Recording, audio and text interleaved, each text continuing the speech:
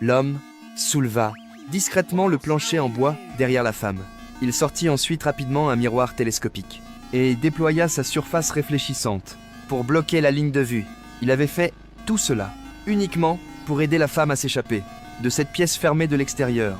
Ses coéquipiers étaient extrêmement tendus. Si les ravisseurs, qui surveillaient les écrans de contrôle, remarquaient la moindre anomalie, ils feraient exploser immédiatement la bombe placée dans la pièce. Pour ne susciter aucun soupçon, l'homme continua de parler avec la femme tout au long, tout en avançant lentement. Il suivit le plan à la lettre, mais l'instant d'après, l'un de ses pieds glissa par inadvertance et entra dans le champ de vision de la caméra. Heureusement, ses camarades s'en aperçurent et le prévinrent aussitôt. S'ils avaient retardé d'une seule seconde de plus, la bombe aurait complètement explosé sur le champ. L'homme parvint à atteindre la zone aveugle de la caméra.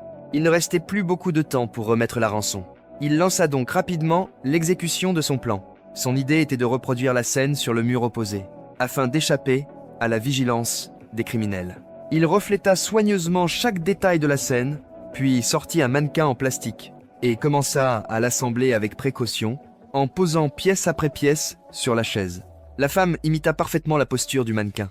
En peu de temps, 2 scènes identiques apparurent dans la pièce. Cependant, l'épreuve n'était pas terminée.